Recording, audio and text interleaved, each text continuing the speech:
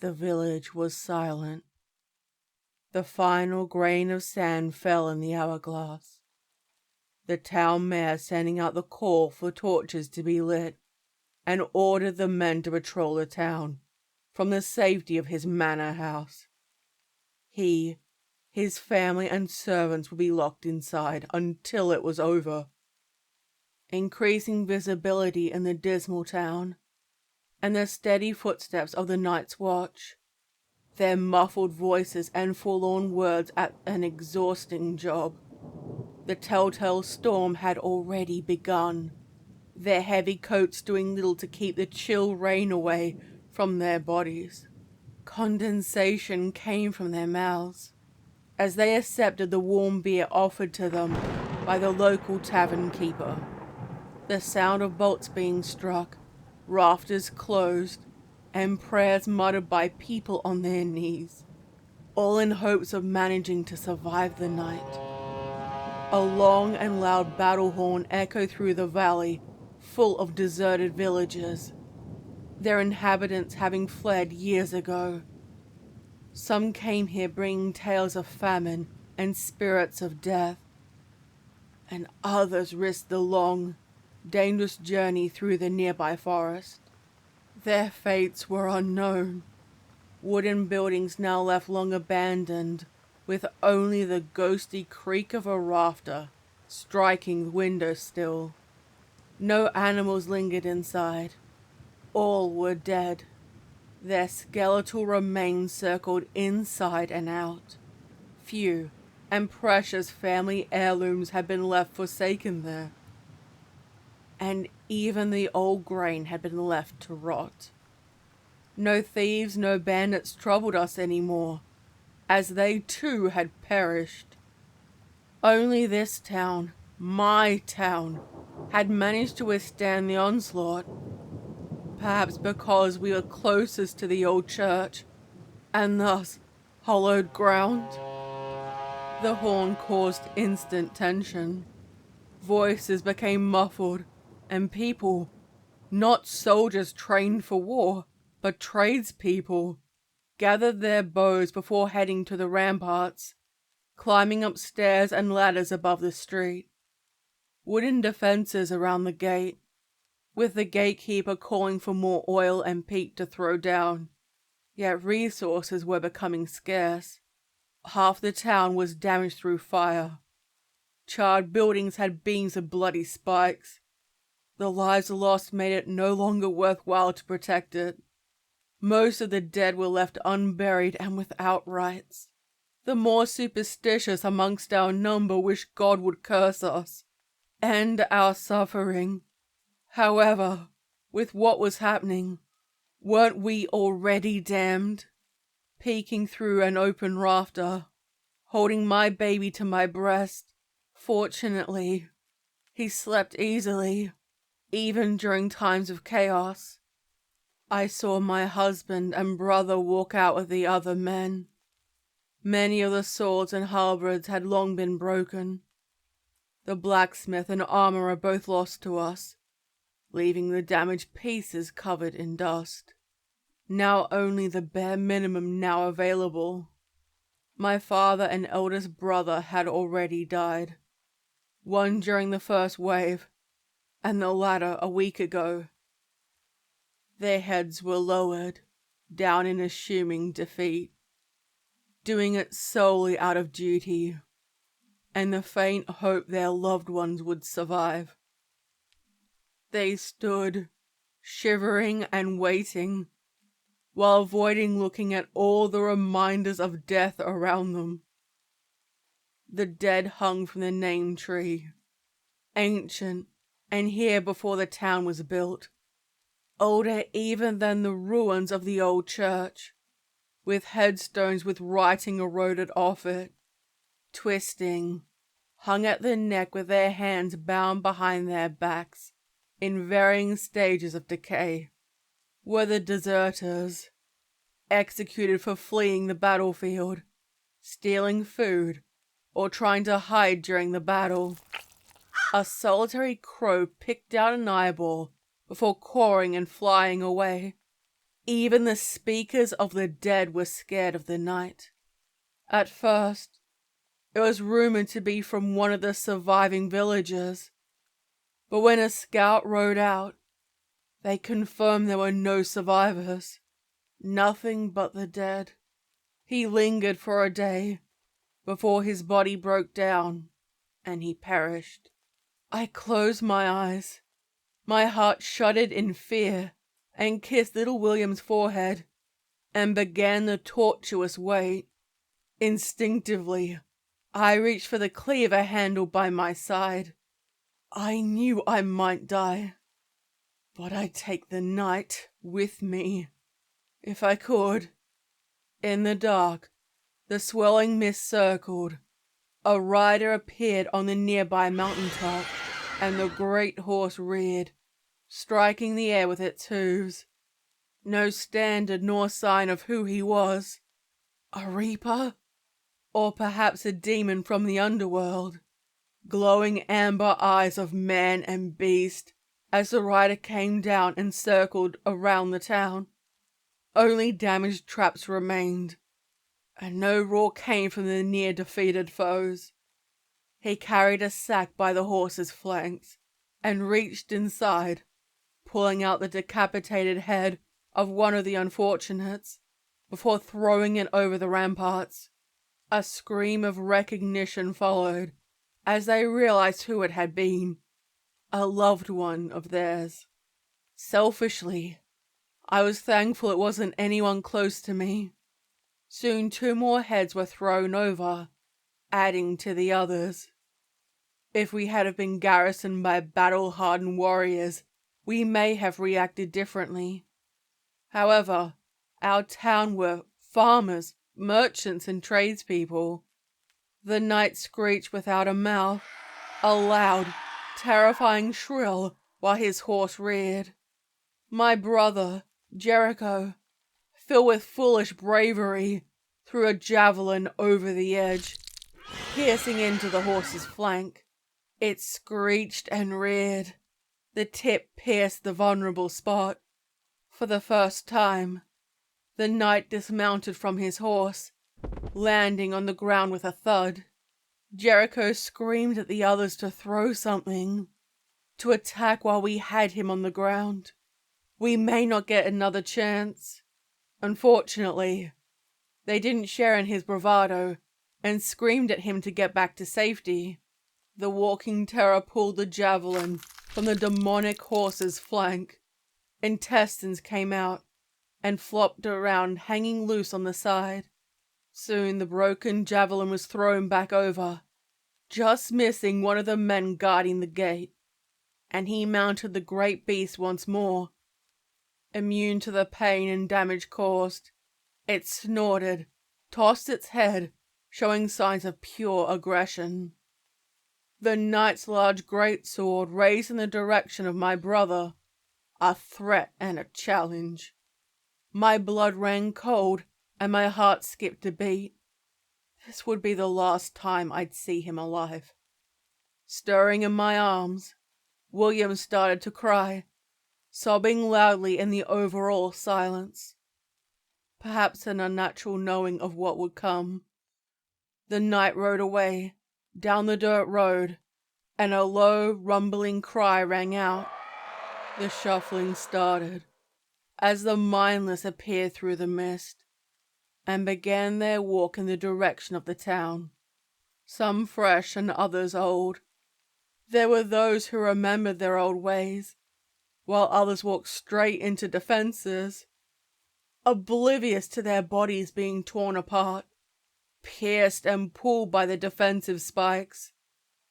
They waved their hands, aiming to reach the living. Before, soldiers would have used sword and flame to keep them at bay, and no longer did they try to cut them down. Only keep them out. Whispers of the dead. Killing them was hard. Their bodies partially able to move through physical defenses. Their eyes glowed, the same amber as the night, taking the form of men, women, and children. He, their master, brought them toward us. They took the faces of family members, and I saw my husband among their number. His gaze met mine, a cold one of the dead, and I knew I had to hold. Closing the rafter, clutching our baby in my arms, and ran down the creaking stairs. My mother sat by the dwindling hearth, still stirring the typical pot of stew, more like flavored water by now, and was dead to the world, her body living yet her mind withdrawn. "Do you want to come down with me?" I asked. She shook her head, opening the hatch to the cellar below, holding William in one arm and climbing down to the bottom. I'd be trapped when they came inside, but perhaps they would move on, finding the next place to plunder. Moving to one corner, sitting down and rocking him, I'd hear a knock on the hatch door and know it was safe for me to open it. Hours passed above my head, with blood-curdling screams. I heard muffled commands to hold the line and to stand firm. The hoofbeats told me that yet again, the Black Knight entered and launched his attack. Closing my eyes, muttering a prayer to God, any God, to come and save me. Clutching dear William to my breast and nearly suffocating him. Closing my eyes, trying to keep the sound out. The cellar door slammed open, causing me to jump in delirium, and staring up at the stark daylight compared to the dark I resided in. I knew we survived the night. Exhausted, I climbed up, carrying William, and took one look at her forlorn face. It told me everything. She didn't meet my gaze. "Mother?" "Who died?" She kept walking away. "Tell me, who died?" I didn't wait for her. Instead, pushing past to see my father and brother. Both lay with their bodies cleaved into two. Different organs and body parts had been plundered. A lung and 3 ribs from my father, and the eyeballs, tongue, and kidneys from my brother. Why these parts were removed was a mystery, and the other men too had parts missing from their remains. Still clothed, only large pieces ripped as the night gained the necessary parts. Young William, now the only surviving male in my family, wept while I tried to calm him. Ours was not the only family to experience tragedy. Other bodies left waiting for someone to collect the dead, yet today nobody did. So many lives have been cut short. The mayor's manor doors opened, revealing a chest of drawers and bookcases used to reinforce the doors. The mayor walked out in a chest plate and held a sword in his hand, flanked by 2 soldiers who had the grace to look ashamed while not being out with the rest. My lips tightened, muttering a curse under my breath and spitting on the ground to avert evil. The coward! He had done nothing while they were dying. Turning back to those who had passed, now dead faces with eyes locked on the terror that had struck them down. The remains were exposed to the elements, with barely any funerary shrouds left. At last count, there were 13 people who remained. William and myself, my mother, the mayor, his wife, his 3 children, the 2 soldiers, a barmaid, a wounded guard, and lastly, the old crone who had been brought against her will into the safety of the town. I am no soldier, yet I know enough to understand we no longer had the necessary men to protect us. People barely spoke.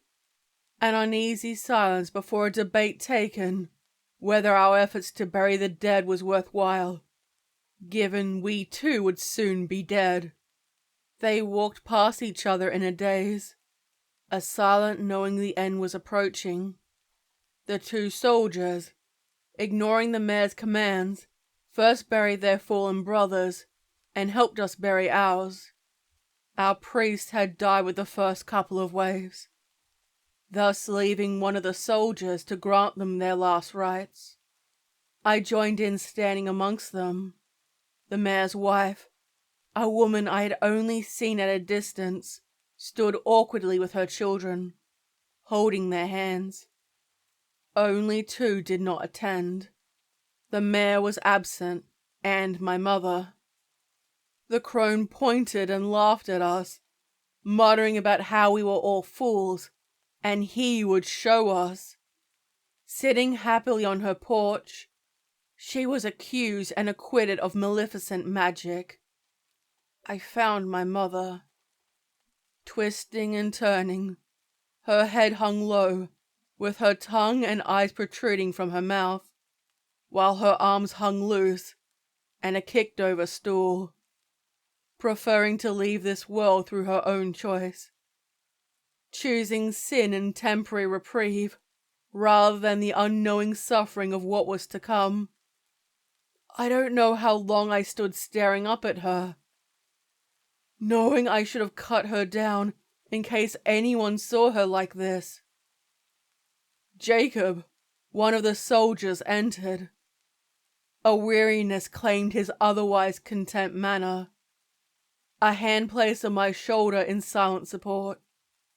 Releasing me, he wrapped his arm around her body, cut her down with his saber, placing her down gently on the floor, while removing the rope from around her neck, giving my family the grace of not being tainted with such sin. He stood by my side and waited for me to say any final words. None came. If not for William, I would have happily joined her. The loss felt, yet numb to the destruction of my world. I watched while she was placed inside the burial pit, dug wide, so any survivors could push the remains into it. Room for many bodies. I figured whoever survived would attempt to flee, cradling William in my arms. I wondered whether it would have been kinder to suffocate him, rather than to allow him to experience this suffering. There was no more bread, nor salted meat, or vegetables. I walked to the granary with a basket, sifting through the dirt for any potential crumb of grain. Finding barely any that remained, kneeling, I hid them inside my apron, and left, acting like I didn't find anything. The sky remained dark. Clouds littered the sky, with rotting fields surrounding us. The rain had caused it all to turn to mush, and what little food remained had been taken into the mayor's house. The crops were coated in black mold, and past the time of harvest. We wouldn't survive the winter without help, and even though months passed, a message was sent to our Lord, there was no sign he would help us. My milk had festered, becoming green and chunky in hue. If I managed to get more than a couple drops out, there was no midwife nor wise woman who could assist me. William couldn't eat it. I begged everyone if they had something, anything that they could feed my baby. I'd never walked up the steps of the mayor's house before, always considering it to be not my place. However, need rose above propriety. I knocked on the door, raised my eyebrows in surprise when the mayor's wife, Constance, peeked out the door. Barely a girl, she peered out with frightened blue eyes resembling saucers. Her clothing was wrinkled, her hair wasn't styled properly, and her gown had not been cleaned. Earrings and a duke's ransom hung from her throat, clinging to a rotten past.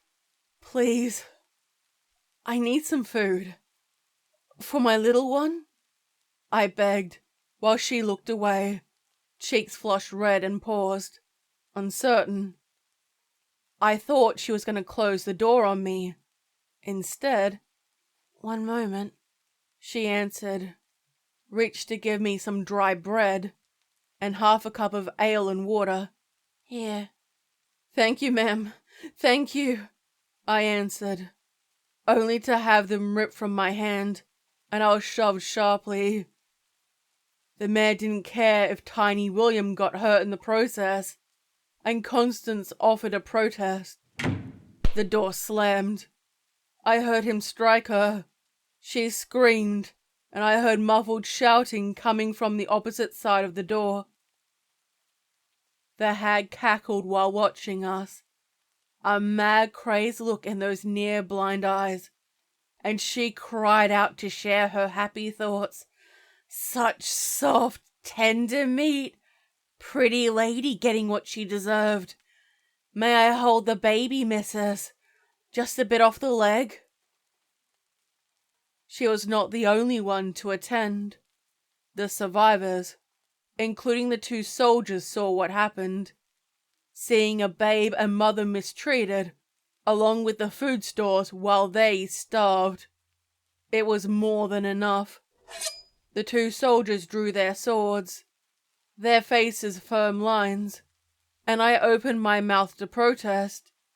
She tried to help. She wanted to help me. She wanted to help us. After the sound of screaming, loud thuds, and heavy footsteps, with how much fresh blood coated them, I knew they had been slain. Only the gibbering mare was taken out. They dragged him by the shoulders, muttering and screaming. I wondered why he didn't say anything, until I realized his tongue had been cut out. Looking inside, I saw Constance's body face down in a pool of blood, coupled with those of her 2 small children.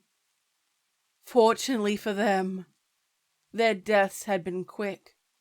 They dragged him out in front of the main gate, still broken from the night's prior entrance, and cursed him, pointing out each failure. I couldn't hear the exact words being spoken after that. None spoke for him or tried to stop them. Too exhausted, too broken, and too many casualties reduced any empathy they still had. They tied him, arms above his head, and ripped open his shirt. He squealed, screamed, and over time accepted his fate. Head limp, resting on his chest, and instead of us preparing for a siege, a quiet acceptance took hold. Watching him from the rampart, the 2 soldiers dragged out the dead bodies, tossing them inside the mass grave pit and walking back inside.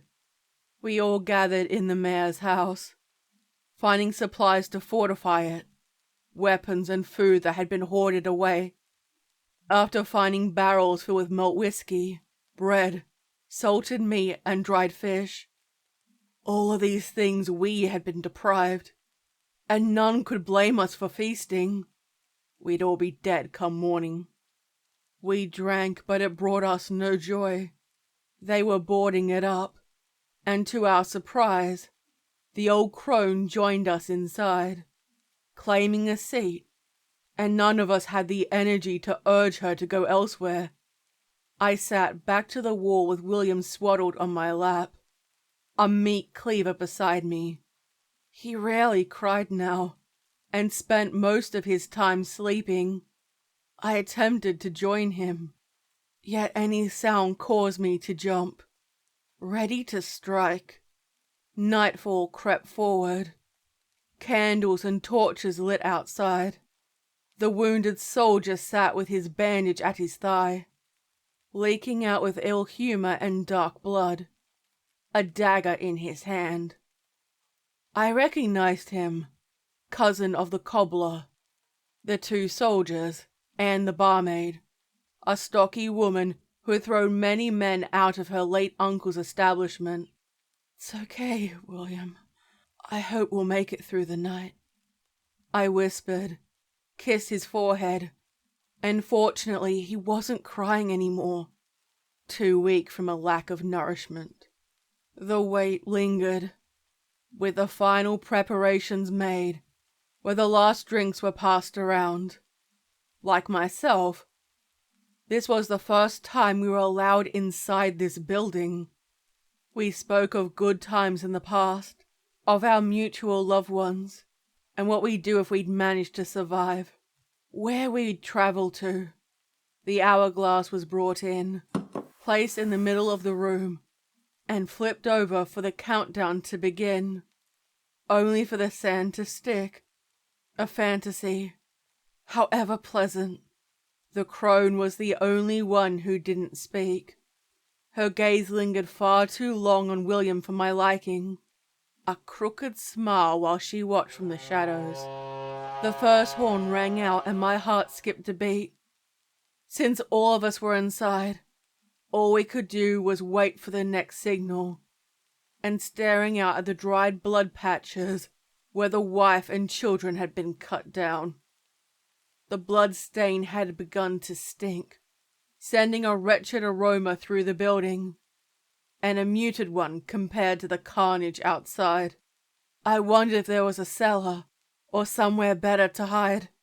"Love, can you help me with this?" Molly, the barmaid, asked me, holding a large box in her hands, and I nodded, glancing around on who best to hold my baby. Both of the soldiers were busy, one waiting at the door, or on the upper level waiting to attack, handing him to the wounded soldier, while the crone cackled in response, murmuring about offering me a hand with the baby. We took the supplies up to the higher level. "Now, love, we got some oil and some other things to drop," she answered. I must have made a strange face. "I've been in a siege before, love. You'll be all right." She lied, yet I was grateful. The window of the master bedroom aimed in the direction of the town gate. Walking toward it, opening the rafter and gazing outside to get a clear view, I could see the mare still. Unable to run, arms bound with condensation from his breath, the moon shone down brightly, creating clear definition, and I wasn't sure if seeing the threat was worse or waiting in the dark. Thus far, there had been no sign of the Black Knight. Perhaps he would leave us be, I murmured to myself, in false hope. Climbing down the stairs, when the sound of something falling to the tile floor alerted me. I ran down in a flash, heading toward the sound, when I heard William's frightened cry, and found the wounded soldier, laying on his back with an axe lodged into his skull, eyes wide and mouth ajar. The crone had William above a boiling cauldron, no doubt having snatched him. I ran toward her, pulling her back and without the knife in my hand. All I had was what God blessed me with, pulling him out of her hands while she clawed at me, laughing. "Fresh meat, a nice treat for the night, it's all he wants." She cackled, now with William in my arms and falling on my back, her arms around my throat, slicing with her nails and rasping for air. Placing my son beside me, reaching out and grasping an iron poker and striking her on the side of the head, once, twice, 3 times. I lost control of myself. A devil got a hold of me, and I kept attacking until William's cries ceased and her head was mush, her skull in pieces, clinging on through chunks of flesh. Her brain coated the floor, and I stared at my hands, dreading what I had done, and screamed in horror. They looked at me. In normal circumstances, I would have been imprisoned or put to death. The next cry of the horn rang out. My heart skipped a beat, and we waited, trembling in fear. Picking William up, I wondered when he would arrive. We sat together, all except one soldier who acted as a lookout. 3 firm strikes on the wooden pillar told us the night was in the town. A loud demonic neigh echoed outside. I couldn't tell where it was, and it caused all of us to jump in fear. Molly and the soldier dragged the crone's body in front of the cauldron, a large spoon in her hand. She may not have been willing to help, but at least her body may distract him. The soldier came down, a finger on his lips to indicate silence, and we went up the stairs. Besides Molly, the 2 soldiers were called, Thomas and Jacob. Then finally, William and myself. Our number had already diminished. Hoofbeats walked on the wooden porch of the nearby area surrounding the manor. He was entering the deserted stables. 6 stalls now empty since the horses needed to be removed, having already died and been consumed. The night sounded like he was circling us, seeking a weakness to enter. He knocked, gauntlets striking the heavy doors. Once, twice, 3 times. With a cautionary look, Thomas warned us to be silent, and all I could hear was my heart rapidly pounding, waiting. A slam against the door, and a part of it was broken. A muffled gurgling sound, and curiosity overtook my caution. Peering over the edge, I saw the mare. Eyes cut out, fingers removed with only his palms, and shirt removed. He had been partially skinned alive, stumbling over the bodies of his late wife and children. A long wail came, and reaching out with his hands before jerking sharply upright, a punished soul, and walked inside to us. Trying to speak, I couldn't see the night. The mare hurried over to the corpse of the crone, striking the limp remains repeatedly, and attempting to grab her at the collar of her dress, realizing she was already dead. No fight in her. He screamed in bloody frustration. When he turned to face the stairs, his eyes had been cut out, but memory still served him well, and his fumbling moved up the stairs. A long, mournful groan echoed through the house. He stopped, scratching the air, when one of the soldiers pierced his skin with a knife. His body fell with a thud, except he proved stronger than expected. Circling the floor, with blood and entrails leaving a strange triangle. A curse to us, no doubt. He pointed to the door. A wild, animalistic howl came from his lips. Seeing a man, though despised, become closer to a beast was terrifying. A flash in the night. Were those tears down his cheeks? The power he once held in life now gone. The knight's horse's hoofbeats smacked on the floor, only crunching when they moved over still living pieces of bone. This was the closest I've ever come to him, now within the confines of his presence.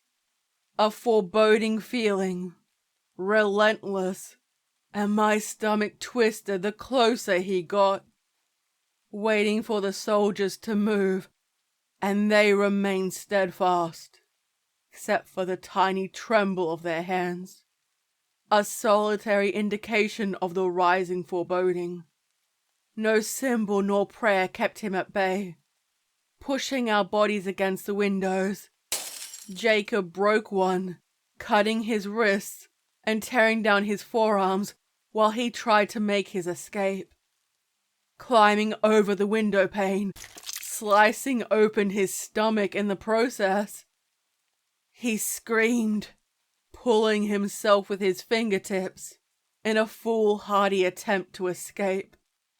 Molly dropped the knife when his foot was placed on the bottom of the stairs, muttering fear-riddled words under her breath, her eyes wide, and face drawn of blood. His eyes met hers, and in flashes of lightning, I saw blood dribble down from her eyes, nose, and mouth. Her hand touched her lips before looking at her hand. No light was cast when I heard a drop when her body fell to the floor. I don't know if she was alive or dead when she fell. Using the distraction, I made my way down the stairs, leaning close to the walls, hoping to find somewhere to hide until morning. The night approached me and walked up the stairs, my body wedged against the wall while I held my breath. William made a sound, causing his attention to fall on me.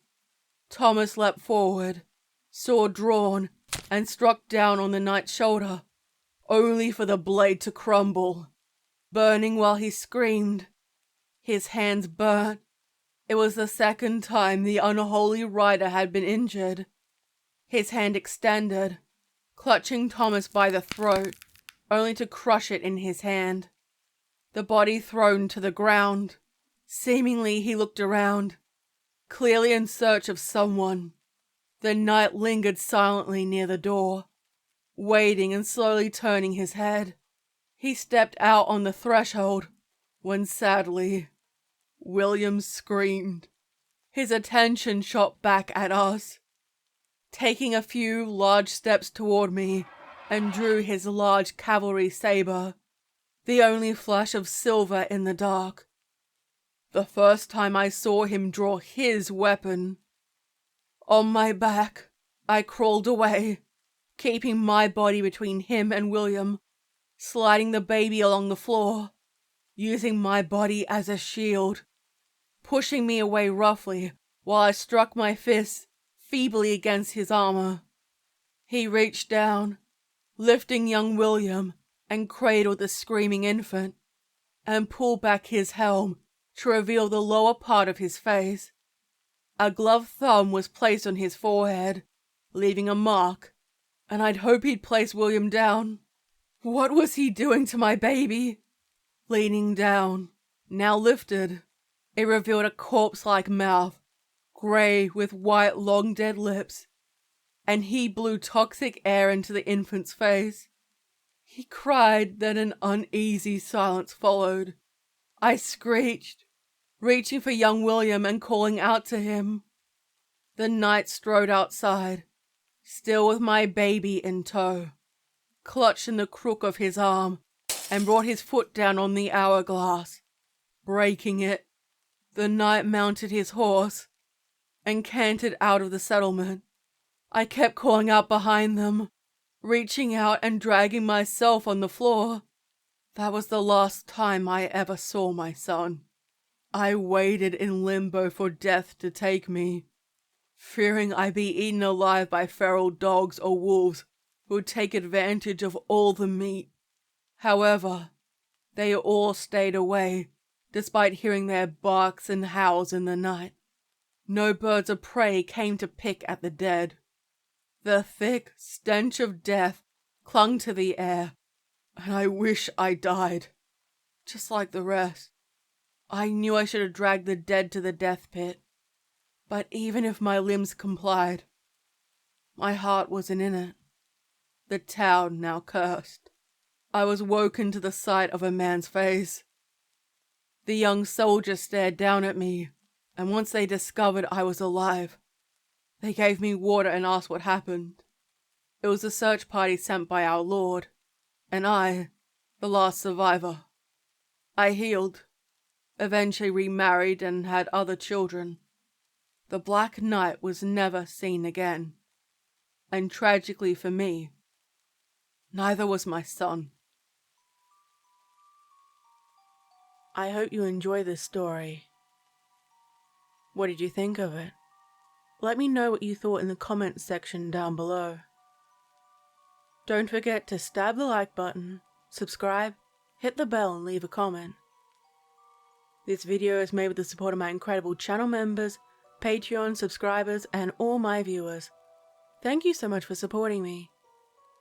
Don't forget to check out my social media accounts below, including my merch. Stay safe, my little spooklings. And remember, I'll be watching you.